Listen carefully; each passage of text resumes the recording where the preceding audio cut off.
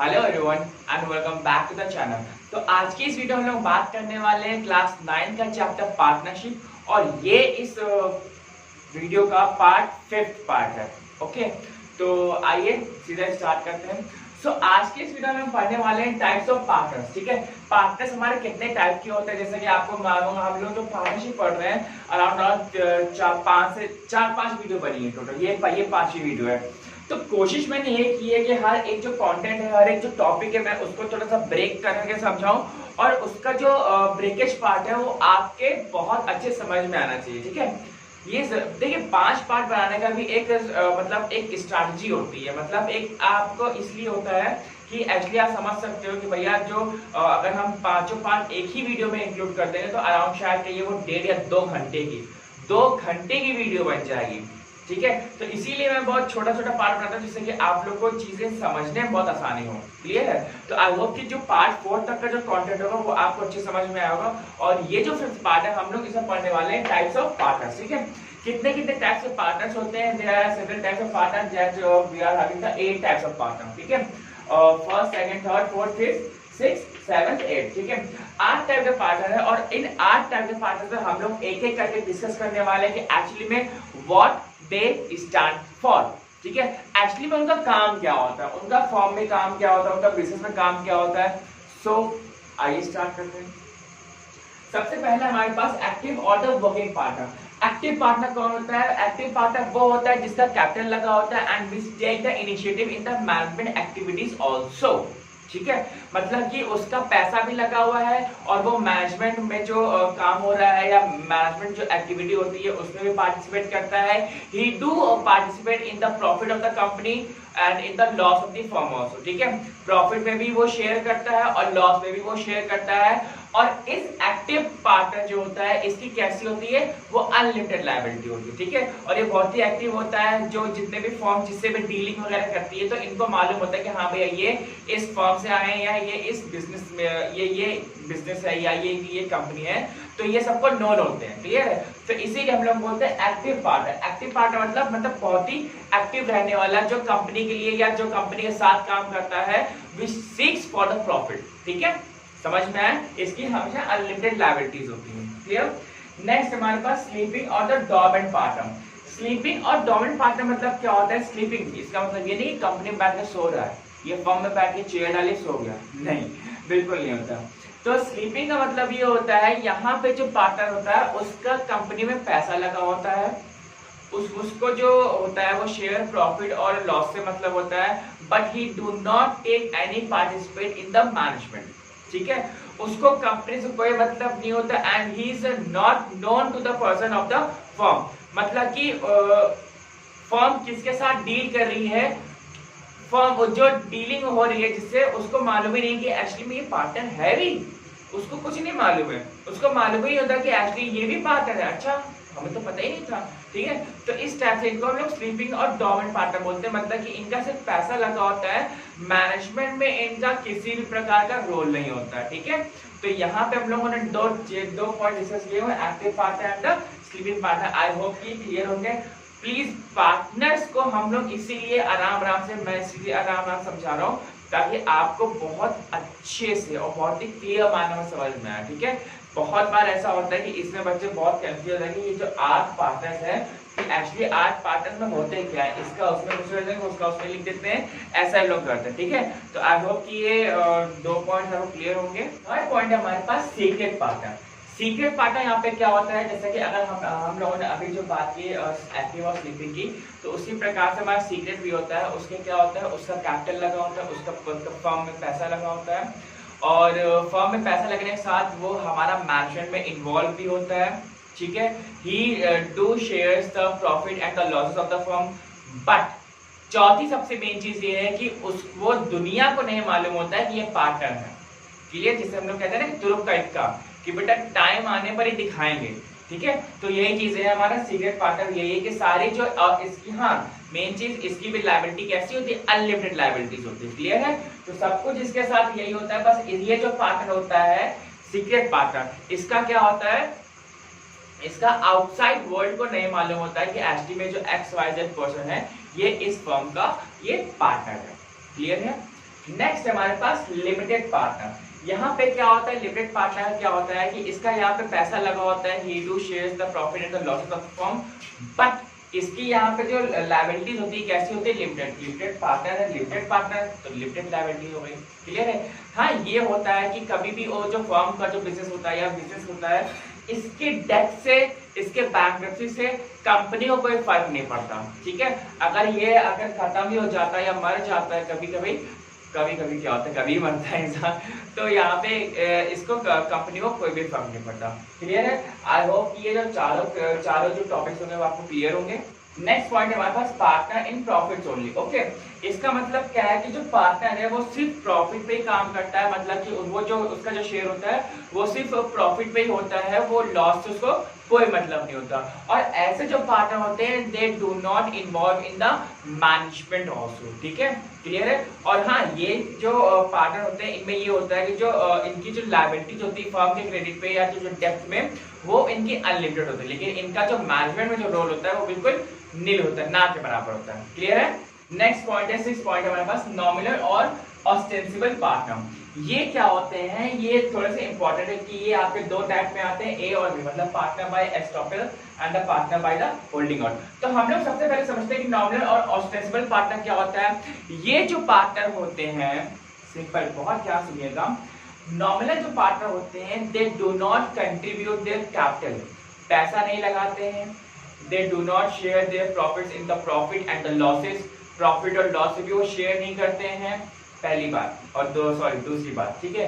तीसरी बात, they do not take part in the management, ठीक है। अब मेन चीज क्या है, तो सर फिर पार्टनर किस बात के हुए, तो यहाँ पे जब हमने बात कर ली कि ना ये पैसा लगाते हैं, ना ये प्रॉफिट और लॉस में शेयर करते हैं, ना ये अपने जो कंपनी का जो मैनेजमेंट होता है ना ये उसमें पार्ट लेते हैं, होता क्या है, सिर्फ इनका नाम चलता है, ठीक है।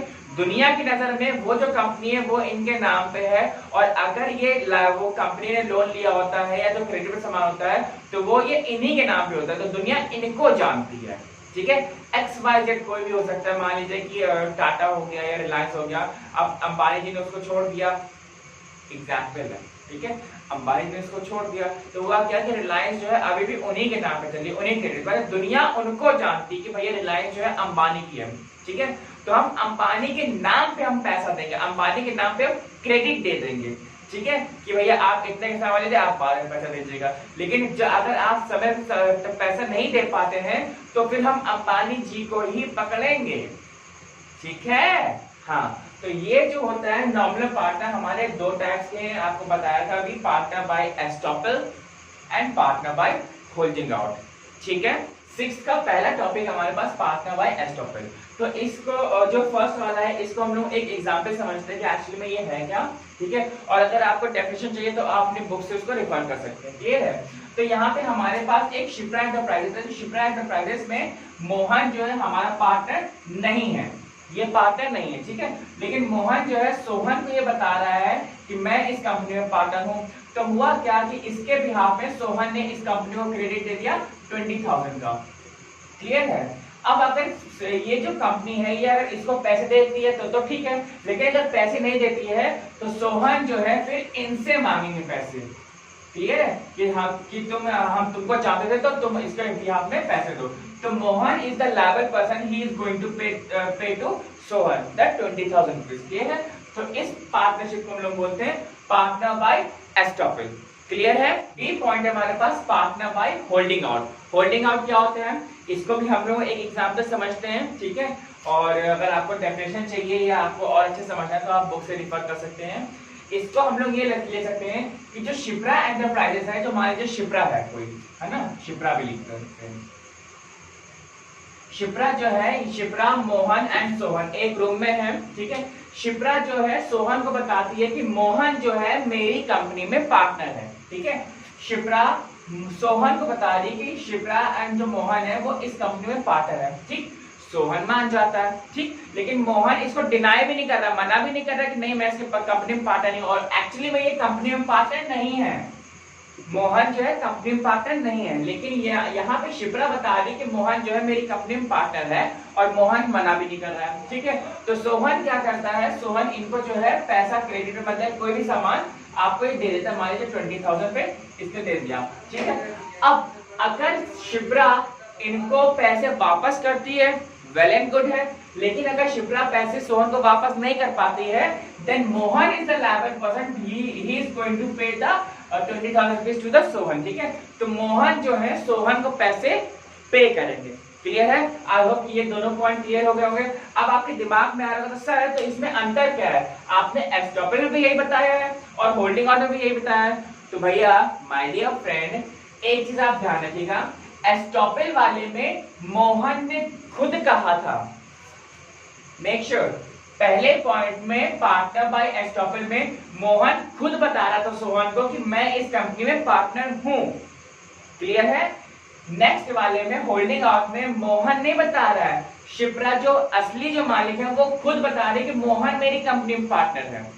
दोनों में डिफरेंस है। ठीक है, पहले वाले में एस्टॉपेल में मोहन खुद बता रहा है कि वो पार्टनर है, लेकिन दूसरे में शिप्रा बता रही है कि मोहन मेरी कंपनी में पार्टनर है।